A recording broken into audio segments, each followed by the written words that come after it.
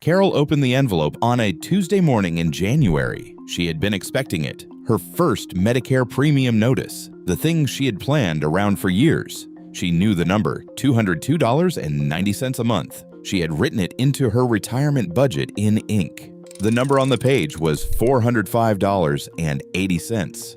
No explanation, no warning letter, no phone call from anyone, just a bill for more than double what she had prepared for, deducted automatically from the Social Security check she had not even received yet. Carol is 66, former mid-level operations manager, 31 years of diligent saving, careful planning, and exactly one catastrophic blind spot: a Medicare surcharge that roughly 6 to 7 million Americans pay every year, and that almost none of them see coming until the bill is already in their hands.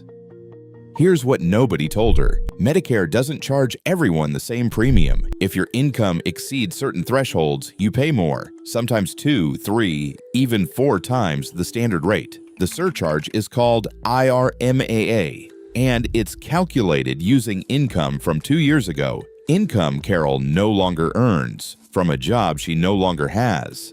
That's the first thing that should make you angry. The second thing, there may be a way to fight it, but the window is narrow, the process is obscure, and the system is not designed to help you find it. Between 7 and 10% of all Medicare beneficiaries pay this surcharge. Most of them discovered it exactly the way Carol did, not from a financial advisor, not from Medicare itself, from an envelope. The surcharge has a name that works hard to sound harmless: the Income-Related Monthly Adjustment Amount, IRMAA. It sounds almost friendly, like a helpful aunt who handles the paperwork. What it actually is: an additional premium layered on top of your standard Medicare Part B and Part D costs, triggered the moment your income crosses a threshold, collected silently, and almost never explained in advance. IRMAA applies to Part B, your outpatient coverage, doctor visits, and preventive care, and to Part D, your prescription drug plan. It is not a penalty in the technical sense. Medicare calls it an adjustment, which is doing considerable work to make a punishing extra charge sound neutral and administrative. Here's the mechanical detail that trips people up most. The income Medicare uses is not your taxable income. It is your modified adjusted gross income, MAGI, which is line 11 of your federal tax return, your AGI, plus line 2A, tax-exempt interest income. That second line is where municipal bond income lives, income that most investors assume is invisible to the government because it isn't taxed. It isn't invisible. It counts in full toward your IRMAA calculation. That is a quiet trap inside the larger trap. And it gets worse when you see the numbers. IRMAA doesn't work like a tax bracket where only the income above the threshold gets taxed at the higher rate. It works like a cliff. You either fall or you don't. And if you fall the entire way. For 2026, the standard Part B premium is $202.90 per month. That applies to single filers at or below $109,000 in modified adjusted gross income, or married filing jointly at or below $218,000. Cross the first threshold, $109,001 for single filers, and your premium jumps to $284.10 per month, plus $14.50 in monthly Part D surcharges. That's Tier 1. Tier 2 runs from $137,001 to $171,000 for single filers.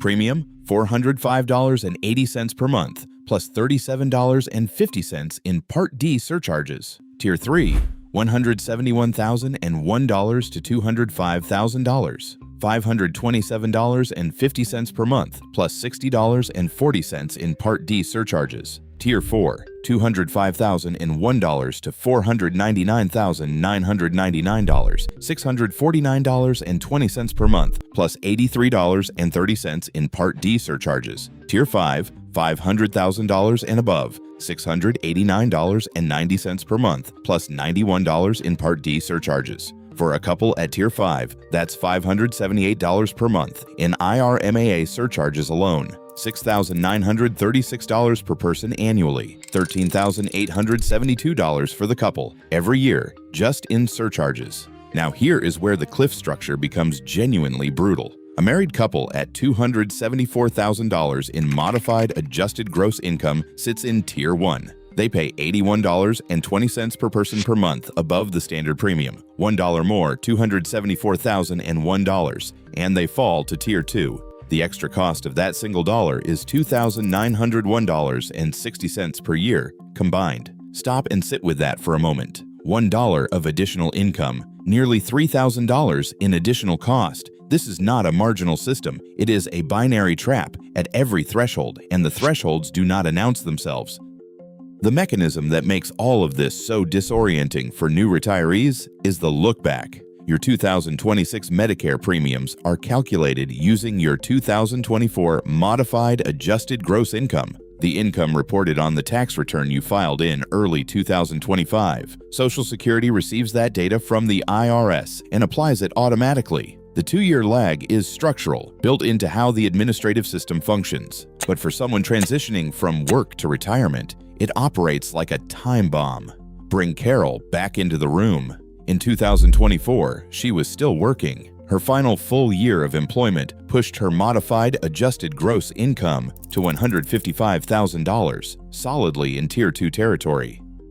She retired in December 2024. In 2025, her income fell sharply. Social Security, modest portfolio withdrawals, maybe $60,000 total. But in 2026, Medicare does not see 2025. It sees 2024. Carol's first full year on Medicare is priced at $405.80 a month, based on income from a job she no longer holds, in a life she no longer lives. And the time bomb resets every year with a 2-year delay. There is a second detonator that catches retirees who thought they had planned carefully. At age 73, required minimum distributions from traditional IRA and 401k accounts become mandatory. For retirees who spent decades building pre-tax savings, required minimum distributions can be substantial, large enough to push modified adjusted gross income, MAGI, over an IRMAA threshold, even when actual spending is modest.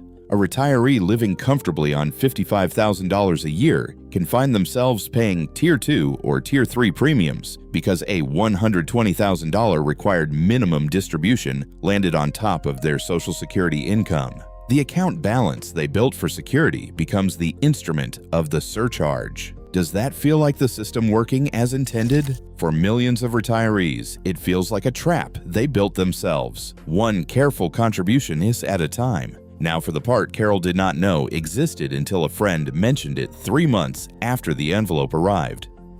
There is an appeal process. It requires a form called SSA 44. The rule is specific. You cannot file before you receive the IRMAA determination notice. Once you have it, you can request a review, but only if your income changed due to one of 8 qualifying life-changing events. The list is precise: marriage, divorce or annulment, death of a spouse, work stoppage, work reduction, loss of income producing property through no fault of your own, loss of pension income, receipt of an employer settlement payment. Carol's retirement qualifies as work stoppage. She can file SSA 44, attach documentation of her retirement date, provide a projection of her current year income, and request that Social Security use a more recent tax year rather than the 2-year lookback. If approved, her premium adjusts downward, potentially to the standard rate. One mechanism worth knowing: the same qualifying life event can support appeals across 2 consecutive determination years. Carol's December 2024 retirement could potentially justify adjustments in both 2026 and 2027, buying her 2 years of lower premiums while her income history catches up to her actual life. One critical exclusion: a Roth conversion is not a qualifying event. If your IRMAA surcharge was triggered because you converted pre-tax IRA funds to Roth, even strategically, even at your advisor's recommendation, you cannot appeal it. The surcharge stands. That surprises almost everyone who hears it for the first time, which brings the conversation to the strategies that actually move the needle, the ones Carol wishes someone had explained at 63. Retirement timing matters more than most people realize. Retiring early in a calendar year rather than late reduces your final high-income year's MAGI, which determines your Medicare premiums 2 years later. A December retirement versus a January retirement can mean one additional full year of employment income in the look-back window. That single calendar decision can cost or save thousands. Roth conversion laddering in the years before Medicare eligibility, roughly 60 to 63, can significantly reduce future MAGI that is driven by required minimum distributions. The trade-off is real. Conversions raise current year income, which can itself trigger IRMAA. The math requires precision, not guesswork, but the long-term reduction in required minimum distribution exposure can be worth it. And MAGI awareness in the 2 years before Medicare begins is essential. Investment decisions made at 63 or 64, selling appreciated property, harvesting capital gains, or exercising stock options set your first Medicare premiums. The municipal bond reminder applies here too. Tax-exempt interest is not exempt from IRMAA. It counts fully every time. The reason IRMAA catches people off guard is not complexity, it is silence. Financial advisors focused on accumulation do not always pivot to Medicare mechanics. Tax preparers file your return without flagging that this year's number will determine your Medicare premium in 2 years. Medicare itself sends no advance warning. Insurance agents have no incentive to explain a cost that is not part of their product. The system is not broken. It is working exactly as designed, quietly, at a 2-year remove, collecting surcharges from people who did not know the rule existed. Carol filed her SSA 44. Her premium was adjusted, but she had already paid months of overcharges, and she spent those months convinced she had made some mistake in her retirement planning. She had not made a mistake. She simply had not been told. Think about that. 31 years of careful planning, every contribution maximized, every budget line reviewed, and the thing that blindsided her was not a market crash or a health crisis. It was a form she did not know existed, triggered by a rule nobody mentioned, calculated from income she no longer earned. Carol's envelope arrived on a Tuesday in January. Yours might too, unless you know what is inside before it gets there. That is the thing about a system built on what you do not know. It does not need to hide. It just needs to stay quiet long enough for the money to move. This channel provides general educational information only. It is not tax, legal, medical, or financial advice. We are not affiliated with any insurance company, the Centers for Medicare and Medicaid Services, or any government agency. For decisions specific to your situation, consult a qualified professional who knows your full picture.